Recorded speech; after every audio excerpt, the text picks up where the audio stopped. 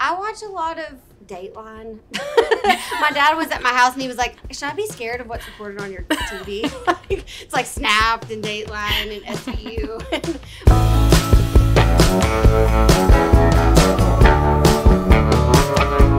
Hey friends, it's your girl Emily Curl back in my virtual studio, and today we're hanging out with country music royalty as we celebrate her new Las Vegas residency, Velvet Rodeo. We have Miranda Lambert here with us. Miranda, it's so good to see you. Hi, good to see you. Last time we were just talking, we were celebrating over tequila. You are celebrating over tequila tonight again. We're talking all about the residency. Tell me a little bit, what can fans expect from this project from you? You know what? I'm really excited about it. The creative process is going to be so different than what we can normally do on the road because of logistics and that we travel with our stage. So this is going to be taking it up a notch for me. I usually keep it pretty honky-tonk and about the music on the road, and I'm going to keep an element of that in Vegas, but I'm definitely excited about more sequins, more fringe. The higher the hair, the closer to God. Vegas is the perfect place for all of that. The more extra, the better. Now, there's so much good Miranda music from so many different eras. How do you decide what you want to put in the show, or how are you guys deciding that? We're just starting that process. You know, I've really been thinking about it for a long time. This has been on the table for like a year, so I've been thinking about how I want to get from Kerosene to Palomino and what that looks like in between. You know, Kerosene was my first record in 2005. It came out in 2003, really, the song. And so I'm just thinking about it. Now it's 2020, it'll be 2023. So I'm like, this is going to be a very long journey musically for me, and it's going to allow me to revisit some mile markers in my career, and those mile markers are songs and moments of performing those songs. So I've just got to pick what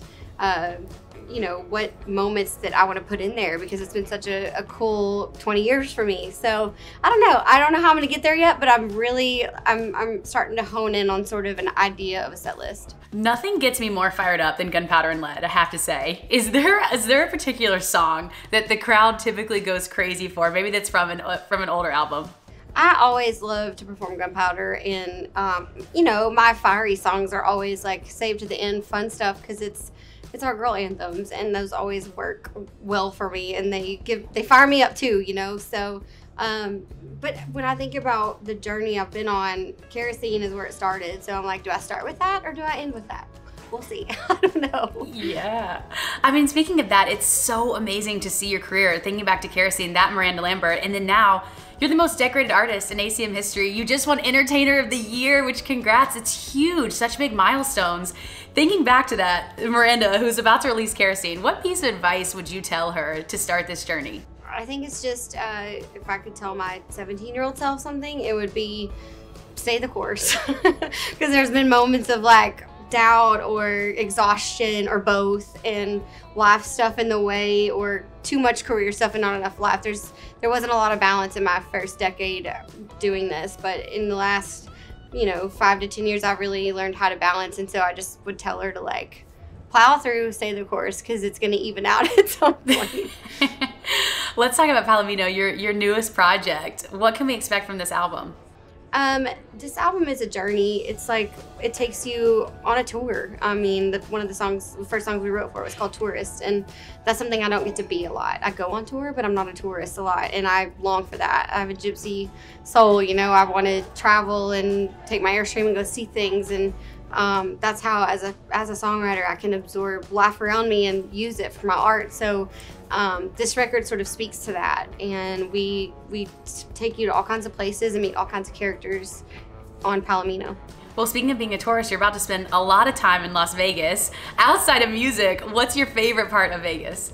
You know what? I've never spent more than 3 days in Vegas, which is probably a safe thing to do. So I think that finding a balance of like, all right, it's Vegas, but there's also like off the strip, there's like life to be had, sort of go on hikes and wake up and make breakfast. And Vegas is so close to so many amazing places that I love, and I've not gotten to visit a lot, like Santa Fe and Sedona and Utah and the California desert. So I plan on spending a lot of my days off traveling, and while you're out west, you might as well be out west and feel what that is. And it's a long way from Nashville, so while I'm there for 2 and 3 weeks at a time, I want to really experience it and get into Vegas. Like I you know, if you're in entertainment, Vegas is the place to like learn how to do that and to rekindle your fire for it. So it's gonna be a cool thing for me. Okay, so if you had to spend 24 hours in Vegas with one other artist from a different genre, who would it be and what would you do? I would spend my 24 hours in Vegas with Bruno. Because I feel like that would be really fun. Y'all would have Bruno the time. I'm coming for you. Another thing that I wanted to ask you about, because this was something so personally I was so excited about it. Y'all Means All, the special song that you wrote in conjunction with Queer Eye and That New Season. Such a cool collaboration. Tell me a little bit about that project and what that meant for you. Netflix contacted us about the Queer Eye season song because they were filming in Austin. So kind of felt right. And I had never really written for like a project like that. I've never like written towards something, and Netflix had all these ideas and great notes. And so I called Shane McAnally and Luke Dick, and I'm like, I just got asked to write this for this really cool thing. I binge watched Queer Eye for like a whole weekend at my farm and cried my eyes out all weekend. And my brother had told me like, the show's gonna really touch you. And so I was really proud. I called my brother and his husband and I was like, do y'all have any, give me some tips about, I'm going in to write for this. Give me some tips. Like, what are some cool, they keep me updated on what's cool and what's not and what to say and what not to say. And so Mark and Luke, and Luke was like, well, right now there's kind of a hashtag going on. It says Y'all Means All. And I was like, that's it. That's awesome. So it was so fun to write for. We had to rewrite it like 3 or 4 times because we wanted to get it perfect for what the season meant and what like the show wanted it to be. But I love it. I think it's such an uplifting show, and I'm so glad to be part of it. I mean, I binge Queer Eye too. It's so good. It's such a heartwarming season. I'm curious for you, what else are you watching? What is on in your household? I watch a lot of Dateline. My dad was at my house and he was like, should I be scared of what's reported on your TV?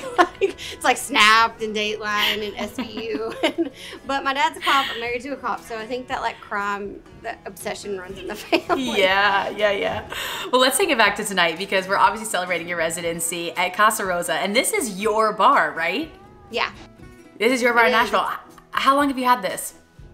It opened in May of last year, and it is the first bar that a girl has had her name on Broadway ever in Nashville. So I'm very, very, very thankful for that. That, you know, like my bars are next to the boys, and they've been so supportive, and it's very girly. You know, I had a big time hand in everything that was put here because I wanted, you know, a place for the girls to feel at home, and I love it. I feels very like it's whatever's happening here is exactly what I wanted to happen. It's, you know, Nashville's become a big time bachelorette destination. I wanted to make sure those girls had somewhere to go and feel comfortable. Would you ever be a guest bartender? No, but I'll be a guest drinker. And that's more important. I'm that a lot, yeah. So thinking about your residency, before we let you go, opening night, you know, your first show in Vegas, paint the scene for me. Who is gonna be sitting on that front row for you? Man, I don't know. I've already had some really good friends, songwriter friends text me. They're like, I know opening weekend's not the weekend to come, but we're coming anyway. And probably my mom, if I had to guess, and my brother, my family. You know, it's a big deal to switch gears like that after so long, just touring the way that we've toured, like everybody does, and then you switch gears and sort of stay in one place. But I'm very excited about it and possibilities of what the stage can be. Yeah, I mean, and speaking of tours, you're also going on the bandwagon tour with Little Big Town, which is so exciting. What can you tell us about this? Touring with Little Big Town is, to date, still one of my most favorite things I've ever done. It's just friends singing each other's songs. Like, getting to be in Little Big Town as a band is like my dream. Like, so I just get to sing all their songs with them, and we do like a set each, and then we pretty much end the show for like 50 minutes together, and we intertwine all of our songs, and it's just fun, and it's very relaxed. Like, we have, well, both bands on stage, so there's like 19 people on the stage, but it's tasteful and everybody respects each other, and it just feels like a wall of country music that comes at you in such a fun way, and I'm so excited about it. That kicks off the first week of May. They're such a hoot too. Like, they're a rowdy bunch. They're really fun, so I feel like y'all's energy are very similar. Oh yeah, absolutely. I love it. I cannot It's always a party if LBT and myself are in a place. We either we bring the party or we find one. Yes, I believe it. Miranda, okay, before we let you go, we're obviously iHeart. We heart you. What are 3 things that you heart right now? It could be anything. 3 things I heart right now. Mutts, Tito's, and my husband. Kind of always the same answer. Not in that order. Miranda, thank you so much for being here again. Congratulations. Always so good to see you, and we cannot wait to see you in Las Vegas for this residency. Thank you so much. Good to see you again.